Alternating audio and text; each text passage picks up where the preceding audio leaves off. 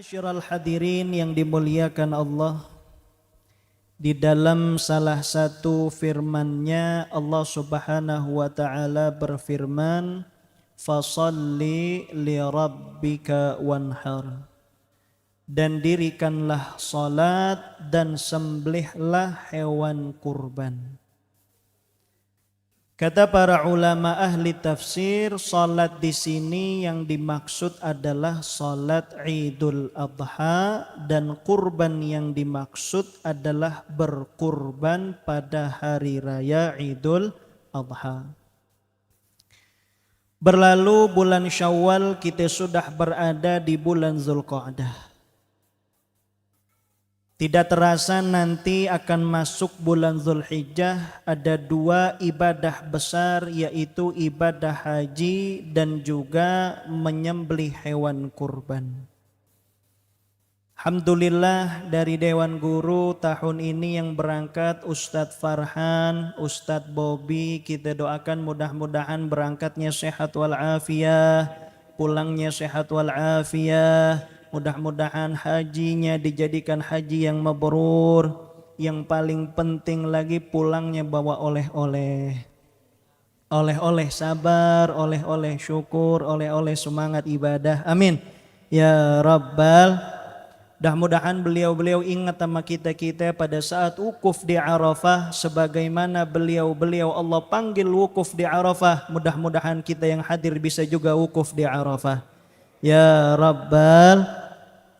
Saudara, sering saya ulangi di dalam kajian-kajian, jika kemudian Allah berikan satu ilmu kepada kita, maknanya Allah pengen amal dari kita. Ketika Allah kasih ilmu kita tentang salat, maknanya Allah pengen kita perbaikin punya salat. Ketika Allah kasih kita ilmu tentang haji, maknanya Allah pengen kita berangkat haji. Ketika Allah kasih ilmu kita tentang kurban, maknanya Allah pengen kita berkurban. Amin. Ya Rabbal. Sebab jangan sampai setiap tahun yang dibeli cuma tusuk sate sama areng doang. Setiap tahun pengen dong kita, insya Allah tahun ini kita niat semua yang di sini bisa berkurban. Tolong catat itu Ustaz Mahmudin, semuanya ini pengen berkurban.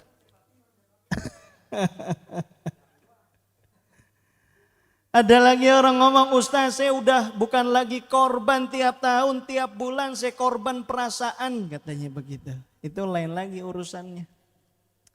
Maka insya Allah pada malam hari ini ringkes aja dengan harapan saya pengen sebagaimana kita yakin kalau orang bagi kita girang, maka kita harus lebih yakin ketika kita memberi orang kita lebih girang lagi. Maka tahun ini insya Allah kita semua dimudahkan untuk berkurban. Amin.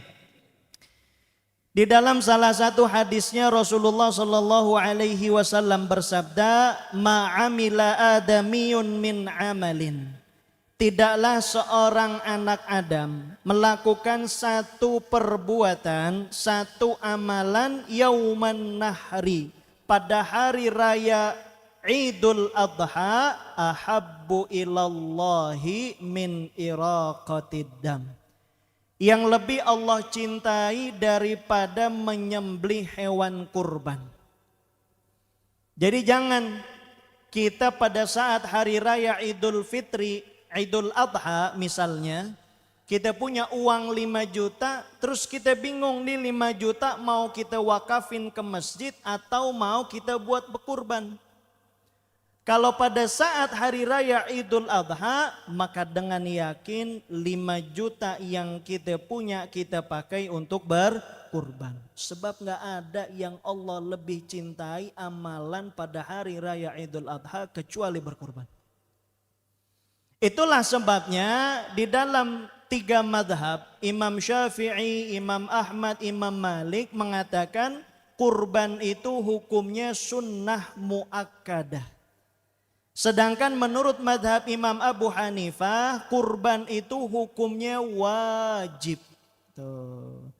Sebab di dalam hadis yang lain Rasulullah berkata, janganlah kalian dekati masjid-masjid kami bagi mereka yang mampu tapi tidak mau berkurban. Kadang kita urusan berkurban ngerasanya nggak mampu aja. Yang ditungguin kupon aja. Kudunya kita bagiin kupon. Meskipun itu boleh jadi memang keberkahan banyak di dalamnya. Kurban hukumnya sunnah. Cuman banyak kekeliruan di masyarakat, seakan-akan kurban itu sunnahnya sekali seumur hidup. Tuh, ya. Ketika ditanya Pak Haji, tahun ini kurban apa enggak? Oh, saya udah alhamdulillah udah pernah kurban. Kapan? 15 tahun yang lalu. Ya Allah. Padahal sebagaimana puasa sunnah tarwiyah, puasa sunnah Arafah, ada nggak orang ditanya besok mau puasa sunnah Arafah nggak? Oh udah, saya udah pernah puasa sunnah Arafah. Sebagaimana puasa sunnah Arafah disunnahkan setiap tahun, maka berkurban juga disunnahkan setiap tahun. Apalagi ada sebagian orang punya pikiran, kayaknya tahun ini jangan kurban. Orang kayaknya udah banyak banget yang pada kurban. Coba itu. Lah kalau se-RT yang punya pikiran begitu kagak ada yang korban jadinya. Betul nggak kira-kira? Saudara, maka berkurban ini harus menjadi niatan kita setiap tahun. Orang banyak berdoa, ya Allah tolong lancarin rizki saya, titipin saya uang yang banyak, harta yang berlimpah. Tapi ternyata ibadah-ibadah yang kaitannya dengan harta dia ogah. Apa ibadah yang kaitannya dengan harta? Pergi haji, pergi umrah, kurban, wakaf, sedekah. Kalau kita betul pengen harta yang berlimpah, ini kita jalanin. Suka-suka kadang-kadang kita sekedar pengen doang, niatnya belum mantep.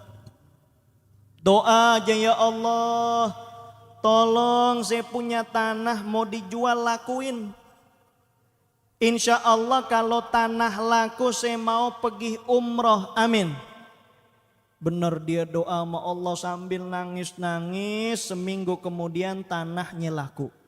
Selesai cair pembayaran, lunas, dia ambil tuh duit bukan pergi ke travel malah pergi ke showroom. Bukannya dia pergi umroh ganti mobil. Ini cuman sekedar pengen. Lah maka kurban ini termasuk min sya'airillah, termasuk syiar-syiar agamanya Allah Subhanahu wa ta'ala. Maka mudah-mudahan lagi-lagi kita berdoa sebagaimana Allah mudahkan. Ada orang yang kurban sapi, sapinya 1 ton, harganya berapa itu kira-kira? Kurang lebih 200 jutaan. Kan kalau kita punya pikiran sedikit aja, itu orang kan yang korban 1 ton 200 juta, kagak mungkin sisa di rekeningnya tuh cuma 1 juta, enggak mungkin. Kalau dia mampu berkurban 200 juta, maknanya rekeningnya tuh udah lebih dari 200 juta.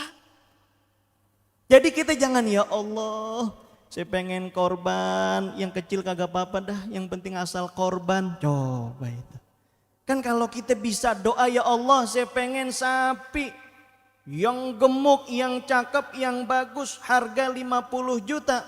Insya Allah rekening kita lebih dari 50 juta. Amin. Ya Rabbal.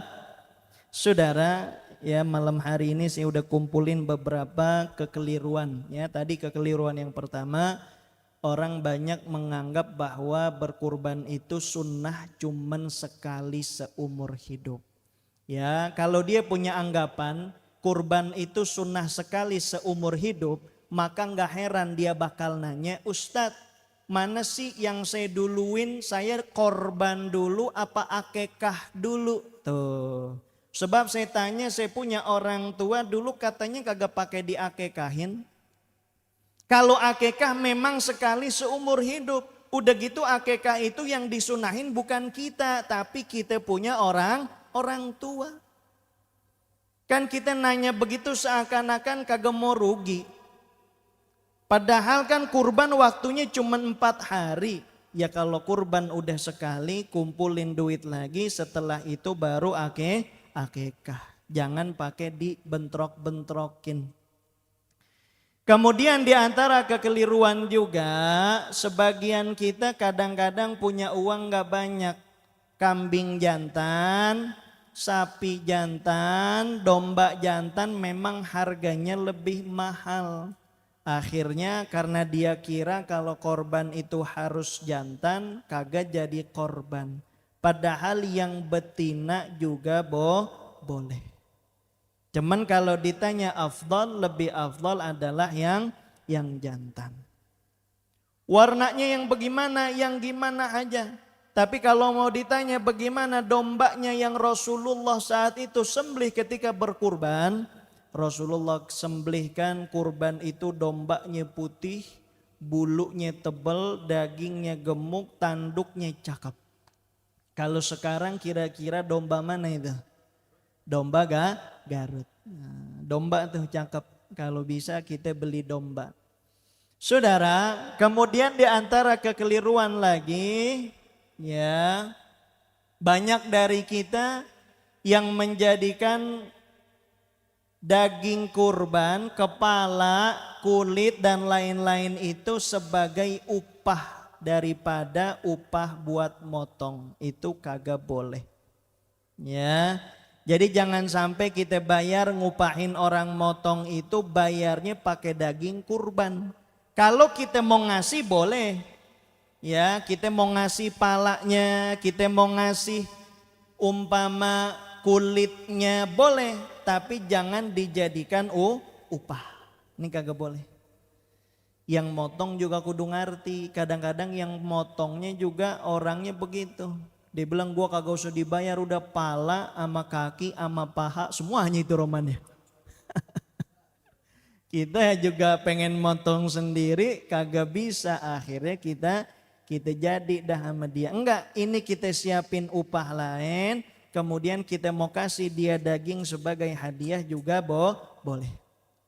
Terakhir, ada lagi yang bilang, Ustadz kalau saya kurban katanya kagak boleh saya makan dagingnya, salah.